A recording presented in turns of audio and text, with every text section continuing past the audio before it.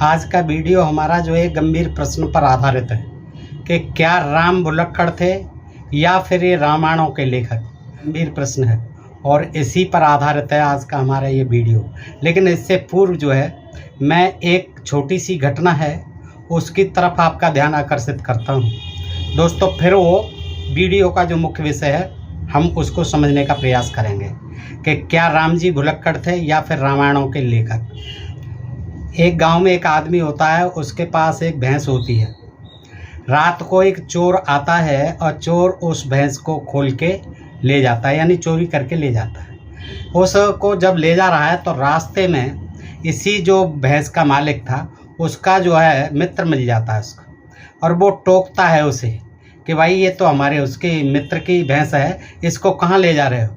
तो उसके हाथ में लाठी होती है तो वो 2-4 लाठी उसमें जमा देता है कि तुझे क्या लेना देना भाई। उसकी पिटाई कर देता है, वो बेचारा पड़ा रह जाता है, रोता रह जाता है। वो अपनी भैंस को उसको लेके चला जाता है। बाद में जो है वो जिसकी भैंस है भैंस का मालिक, वो जो है रास्ते में जा रहा है खोजता हुआ, तो उसी को मिल जाता है उसका दोस्त जो है जो पिटा हुआ पड़ा है, और वो उसे बताता है कि तेरी भैंस को जो है अमुक व्यक्ति ले गया।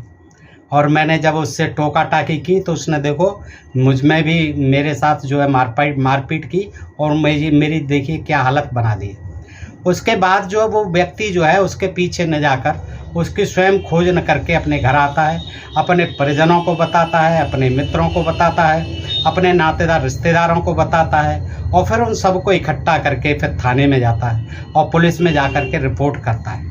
और फिर जो है उसके परिजन, उसके मित्र और उसके नातेदार रिश्तेदार और फिर जो है वहाँ की पुलिस सारे जो उसकी भैंस को खोजने में लग जाते हैं। दोस्तों अब बताइए इस कहानी से या इस घटना से आप क्या कहना चाहेंगे इसके संबंध में कि उसकी जिसकी भैंस खोई है वो जो उस आदमी को बता दिया सारी चीज़ें कि वो अमुक व्यक्ति ले गया है जो अमुक गांव का रहने वाला है, और फिर भी उस आदमी को विश्वास नहीं है। फिर भी जो देखो तमाम लोगों को जो उसके परिजन हैं, उसके मित्र हैं, नातेदार रिश्तेदार हैं, पुलिस है, सारी पुलिस को परेशान करता है, सारे लोगों को परेशान करता है। अब बताइए इस आदमी की इस तरह की हरकत को आप क्या कहेंगे? उसकी मूर्खता कहेंगे कि ये उसकी विद्वता कहेंगे?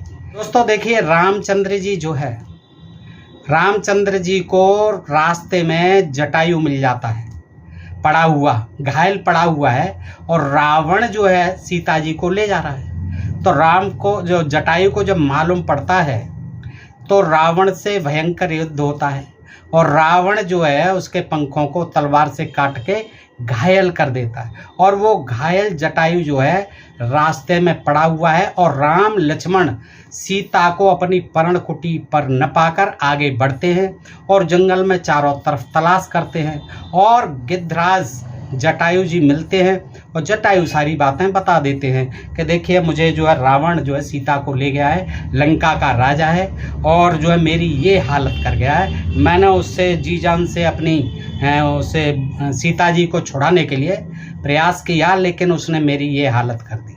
अब रामचंद्र जी और लक्ष्मण जी दोनों को ही बता दिया है जटायु ने, लेकिन उसके बाद भी आपने कल के वीडियो में भी देखा और आप जानते हैं कि वाली को मार करके, भाई को मार करके सुग्रीव को किष्किंधा का राजा बना दिया है, और उसकी जो वाली की पत्नी थी तारा को भी उसे सौंप दिया है। और क्या था, इसके बदले में सुग्रीव को सीता जी का पता लगाना था, अपने बानर भेजे हैं। 7 करोड़ तो पूर्व दिशा में ही भेज दिए, बाकी सभी दिशाओं में तमाम करोड़ों बानर भेजे। और जो है स्वयं बड़ा चिंतित है क्योंकि लक्ष्मण जी जो उसे धमकी दे गए कि तुझे 1 माह में पता लगाना है, तू तो भूल गया है, हमने जो है उसको मार करके रामचंद्र जी ने, और तुझको वहाँ का किष्किंधा का राज्य क्या दे दिया, तू तो वायदा किया हुआ जो था उसको भी भूल गया। तो सुग्रीव को भी बड़ी परेशानी है, चिंता है। तो दोस्तों यहाँ एक बात सोचने की है कि वो बेचारे बानर जो है सब घूम रहे हैं इधर उधर, परेशान हो रहे हैं। हनुमान जी भी उसको समुद्र को लांग करके लंका में पहुंचे हैं, और करोड़ों करोड़ों बानर घूम रहे हैं। तो रामचंद्र जी और लक्ष्मण जी को क्या याद नहीं रहा था कि वो भूल गए कि हमें जटायु ने सारी बात बताई है, रावण ले गया है जो कि लंका का राजा है सीता जी। तो कैसे भूल गए और क्यों ही उन बंदरों को जो इतना परेशान कर रहे हैं। दोस्तों, इसको जानने के लिए मैं आपको विभिन्न रामायणों से, ताकि आप जान सकें क्या राम ही भुलक्कड़ थे, लक्ष्मण ही भुलक्कड़ थे, या फिर रामायणों के लेकर, क्योंकि इन्होंने बता दिया पहले कि जटायु ने बता दिया है, लेकिन उसके बाद भी ये जो है इन रामायणों में लिखते हैं सुग्रीव वाली कथा कि वो वानरों को भेजता है। सुग्रीव जो है सभी दिशाओं में करोड़ों करोड़ों वानर जो है सीता का पता लगाने के लिए भेजे जाते हैं सुग्रीव के द्वारा।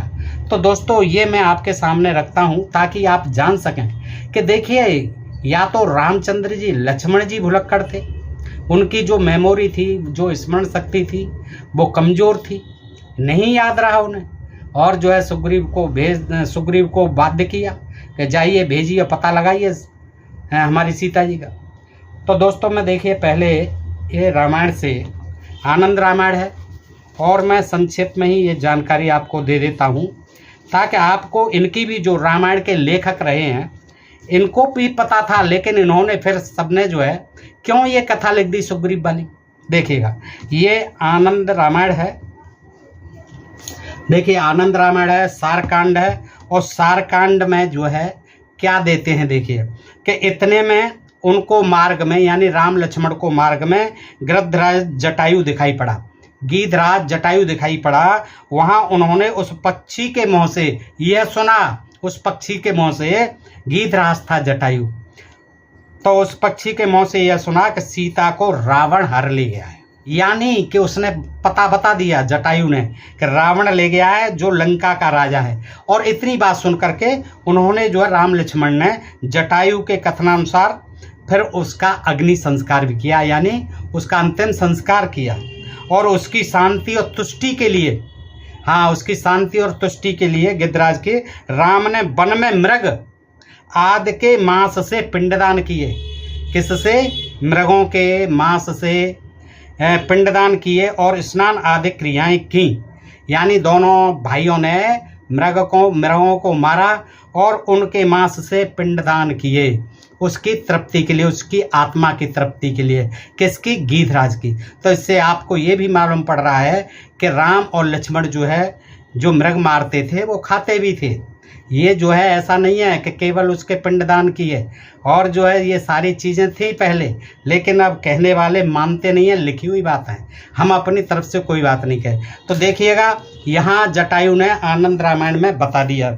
अब देखिए, ये है श्री रामचरितमानस रामायण है, रामचरितमानस रामायण बम्बई टाइप में छपी है दोस्तों। ये रूपेश ठाकुर प्रसाद प्रकाशन है, और इसमें भी देख लेते हैं दोस्तों। आइए, तुलसीकृत रामायण है, ये भी अरण्यकांड में है, और ये जो दूसरे प्रकाशन से है जो मैंने बताया। इसमें देखिए जटायु क्या कहता है रामचंद्र जी और लक्ष्मण से।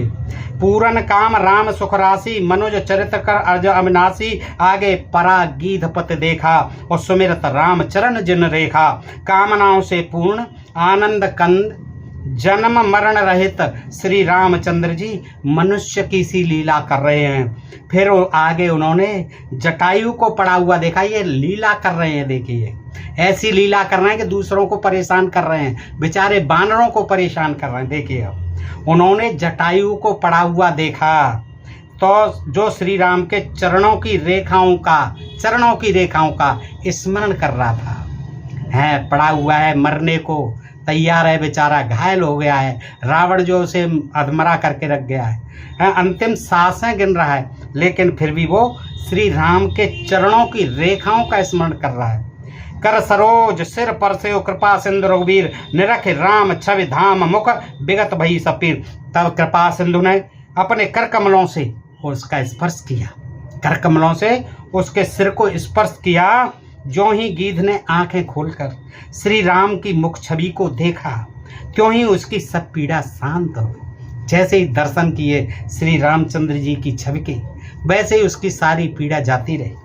तब गीध बचन धर धीरा, सुनो राम भंजन भव भीरा, नाथ दसानन यह गति कीनी, ते खल जनक सुता हर लीनी।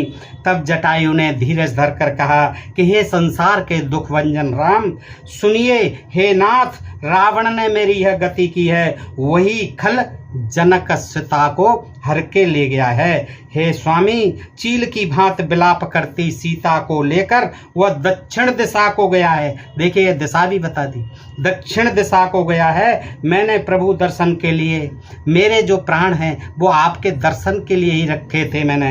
हे कृपा निधान, अब ये प्राण जो है मेरा चलना चाहते हैं। ये है गीता प्रेस गोरखपुर की है, देखिए ये भी रामचरितमानस है। इसमें देखिए क्या कहते हैं। पूर्ण काम आनंद राशि अजन्मा और अविनाशी श्री राम जी मनुष्यों के चरित्र कर रहे हैं।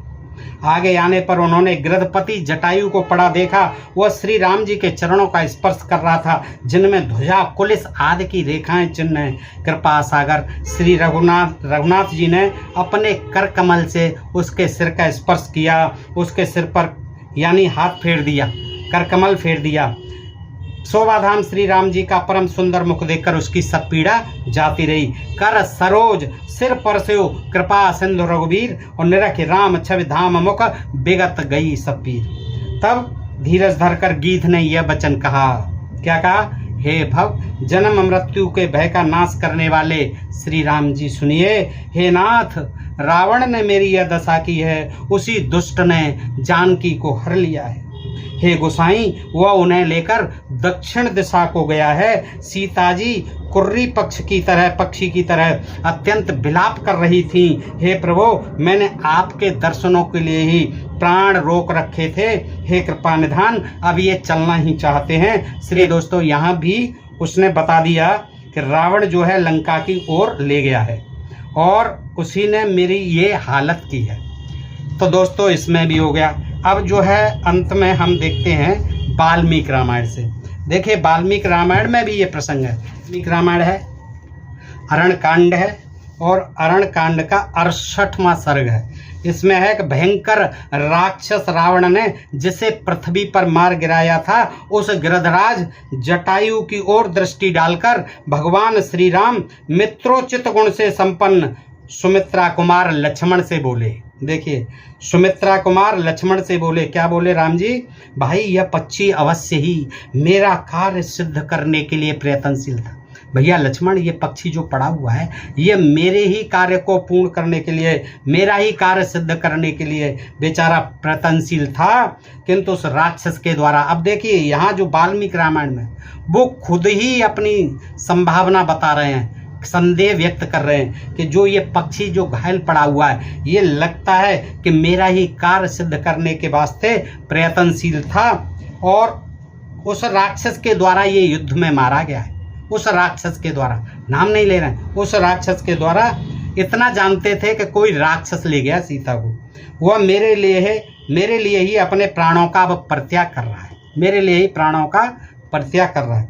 लक्ष्मण, इस शरीर के भीतर इसके प्राणों की बड़ी वेदना हो रही है, फड़फड़ा रहा है, इसके प्राणों को बड़ी वेदना हो रही है, इसीलिए इसकी आवाज़ बंद होती जा रही है तथा यह अत्यंत व्याकुल होकर देख रहा है। लक्ष्मण से ऐसा कहकर श्री राम उस पक्षी से बोले, जटायो, यदि आप बोल सकते हो तो आपका भला हो, बताइए सीता की क्या अवस्था है। सीता की अवस्था पूछ रहे हैं और आपका वध किस प्रकार हुआ। अरे कैसे भगवान थे आप, आपको कुछ भी पता नहीं। अब वो मरता जा रहा है, उससे पूछ रहे हैं बताइए सीता जी की क्या अवस्था है, आपका वध किस प्रकार हुआ है। देखिए जिस अपराध को देखकर रावण ने मेरी प्रिय भार्या, अब देखिए यहाँ तो अपने आप ही कह रहे हैं, इसका मतलब उन्हें खुद ही पता था। वाल्मीकि रामायण में देखिए उन्हें स्वयं पता था, पता नहीं कैसे। अब देखिए जिस अपराध को देखकर रावण ने मेरी प्रिय भार्या का अपहरण किया है, उसका वह अपराध क्या है। अब उससे पूछ रहे हैं कि मेरी प्रिया सीता का अपराध क्या है, जटायु बताओ तो सही। रावण ने मेरी भार्या को अपहरण किया है, क्या अपराध था मेरी पत्नी का, मेरी सीता का, और मैंने उसे कब किया, कौन सा अपराध मैंने उसके साथ किया जिसका ये बदला लिया उसने। किस निमित्त को लेकर रावण ने आर्या सीता का हरण किया है। देखिए किस कारण से। अब गीधराज से पूछ रहे हैं, वो मर रहा है बेचारा। पक्षी प्रवर सीता का चंद्रमा के समान मनोहर मुख कैसा हो गया था। अब देखिए कैसा हो गया था सीता का मुख? अरे विलाप कर रही थी। आपको नहीं पता है जब आदमी दुखी होकर के चीत्कार करेगा, विलाप करेगा तो उसका मुख कैसा हो जाएगा? कैसे बच्चों जैसी बहकी बहकी बात कर रहे हैं राम जी। तथा उस समय सीता ने क्या क्या बातें कही थी भैया बताओ जरा। था तो उस राक्षस का बल पराक्रम तथा रूप कैसा है, अब नाम नहीं जानते, इतना जानते। और देखिए कह भी रहे हैं कि रावण ने मेरी प्रिय भार्या का अपहरण किया, लेकिन फिर भी पूछ रहे हैं कि उस राक्षस का बल पराक्रम। अरे बल पराक्रम तो देख लो, काट के मार के जो पंखों को सब काट के छोड़ गया है, अब प्राण जाने वाले हैं। उसका बल पराक्रम और रूप कैसा है, वह क्या काम करता है बताइए। वो उससे पूछ रहे हैं वो क्या काम करता है, जैसे उसका कोई रिश्तेदार है। उसी क्या पता है बेचारे को, इतना ही पता है कि वो रावण था और वो इतना जानता था कि ये लंका का राजा है और उसका घर कहाँ है। अब देखिए घर भी नहीं पता है, उसका बल पराक्रम भी नहीं पता है, उसका काम नहीं रावण का पता है, और उसका घर कहाँ है ये गीधराज से पूछ रहे हैं। मैं जो कुछ पूछ रहा हूँ वह सब बतलाइए। इस तरह अनाथ की भांत विलाप करते हुए श्री राम की ओर देखकर धर्मात्मा जटायु ने लड़खड़ाती जबान से यों कहना प्रारंभ किया। लोग कहेंगे ये तो लीला कर रहे थे। अब लीला कर रहे थे, खुद दुखी, दूसरों को भी दुखी, दूसरे मर रहे हैं, प्राण दे रहे हैं, और उनसे ही पूछ रहे हैं कि भाई बताओ राक्षस कैसा था, उसका रंग रूप कैसा था, वो क्या काम करता था, उसका घर कहाँ है, ये सब उनसे पूछ रहे हैं। ये लीला बताते हैं। ये कैसी लीला है कि दूसरों को भी मार रहे हैं, खुद भी परेशान है। तो वो कहता है अपनी लड़खड़ाती जवान से बेचारा, अब लड़खड़ाती जवान है, मर रहा है। जटायु क्या कहता है, रघुनंदन दुरात्मा राक्षस रावण ने विपुल माया का आश्रय ले आंधी पानी की सृष्टि करके घबराहट की अवस्था में सीता का हरण किया था। समझे? उसने कहा उस समय वो तो माया भी है ना, माया भी है। राक्षस जो रावण है उसने क्या किया, आंधी पानी कर दी, एकदम वृष्टि आ गई, आंधी चलने लगी, और उसी घबराहट में सीता का उसने अपहरण कर लिया था। भाई आप जो है कहाँ चले गए थे महाराज, आपको पता नहीं चला, आप दोनों ही चले गए हिरण को मारने के लिए है। अब सीता जी के पास लक्ष्मण को तो रहना चाहिए था, लेकिन सीता जी ने जबरदस्ती भेज दिया लक्ष्मण जी को। तात जब मैं उससे लड़ता लड़ता थक गया, उस अवस्था में मेरे दोनों पंख काट कर वह निशाचर विदेह नंदिनी सीता को साथ लेकर यहाँ से दक्षिण दिशा की ओर गया है। वो दक्षिण दिशा बता, उसने रावण बता दिया कि वो रावण था, और विदेह नंदिनी सीता को वो दक्षिण दिशा की ओर ले गया है। अब देखिए एक पक्षी का देखिए हैं, गीध जो होते हैं आपने देखे होंगे, वो इतना बहादुर होगा, क्या लेना देना था उसे रावण से, उस गीध को ही दिखा दी। देखिए कोई आदमी नहीं है इनकी मदद के लिए, हैं कैसे भगवान है। सोचिए वो गीध जो है, जो मांसाहारी पक्षी है, वो रावण से लड़ने को आ गया, कोई नहीं, खुद को भी पता नहीं, और वहाँ जितने लोग और भी तो रहते होंगे, कोई नहीं आया उसकी मदद को। और ये कहते हैं कि वो विमान से आया था, तो विमान की भी तो आवाज़ हुई होगी। वैसे तो ये वाल्मीकि रामायण कहती है कि वो गधों के रथ पर आया था, गधे जुते हुए थे, उसके रथ में कोई विमान नहीं था, और उसी में रख करके सीता को ले गया। तो वो यहाँ से दक्षिण दिशा की ओर गया है, ये जटायु ने बताया। तो उस समय गृध्रराज के प्राण उनका शरीर छोड़कर आकाश में चले गए। उन्होंने अपना मस्तक भूमि पर डाल दिया, दोनों पैर फैला दिए, और अपने शरीर को भी पृथ्वी पर ही डालते हुए वे धराशायी हो गए। लक्ष्मण तुम सूखे काष्ठ ले आओ, अंतिम संस्कार करते हैं कि मैं मथकर आग निकालूंगा, लकड़ी लाओ। और उस समय जो है देखिए आग जो है किस तरह से जलाई जाती थी, कोई विज्ञान नहीं था, लकड़ी को लकड़ी से रगड़ करके आग जलाई जाती थी। तो उन्होंने कहा मैं लकड़ी को लकड़ी से रगड़कर आग निकालूंगा, और मेरे लिए मृत्यु को प्राप्त हुए इन गृध्रराज का मैं दाह संस्कार करूंगा। सुमित्रा कुमार उस भयंकर राक्षस के द्वारा मारे गए इस पक्षराज को मैं चिता पर चढ़ाऊंगा और इनका दाह संस्कार करूंगा। ब्राह्मण लोग परलोकवासी मनुष्य को स्वर्ग की प्राप्ति कराने के उद्देश्य से जिन पितृ संबंधी मंत्रों का जप आवश्यक बतलाते हैं, उन सब का भगवान श्री राम ने जप किया। यानी उस समय वहाँ कोई ब्राह्मण नहीं था, गिद्धराज का अंतिम संस्कार कराने के लिए, तो स्वयं ही उन्होंने सब कुछ किया, मंत्र आदि भी पढ़े श्री राम जी ने। तदन गोकुल के इन दोनों महापुरुषों ने गोदावरी में नहाकर शास्त्रीय विधि से उन गिद्धराज के लिए उस समय जलांजलि का दान किया। तो दोस्तों इस तरह से आपने देखा कि यहाँ तो वाल्मीकि रामायण में तो राम जी को खुद ही पहले से पता था, ये देखा आपने। और फिर उसके बाद जो है जटायु ने भी पूरा नाम पता वगैरह सब बताया, लेकिन ये कहा दक्षिण दिशा में ले गया। लेकिन रामचंद्र जी को भी पता था कि रावण ले गया है, राक्षस है, लेकिन फिर भी उससे पूछते हैं कि भाई उसका घर कहाँ है, कहाँ का रहने वाला है, वो क्या काम करता है, उसका बल पराक्रम कैसा है। तो दोस्तों आपने देखा कि हमारे भगवान श्री राम जी किस तरह से बताई हुई बातों को सारी जटायु ने बताई हैं, फिर भी भूल गए, और खुद भी जानते थे फिर भी भूल गए।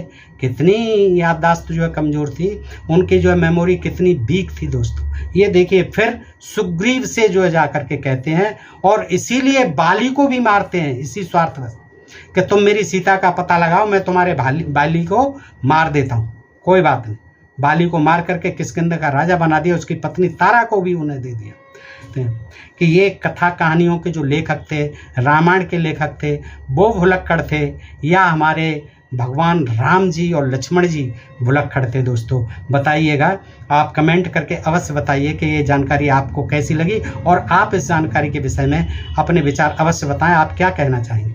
फिर मिलते हैं ऐसी किसी जानकारी के साथ अगले वीडियो में। तब तक आप सब मित्रों का हृदय से आभार, नमस्कार, जय हिंद, जय भारत दोस्तों।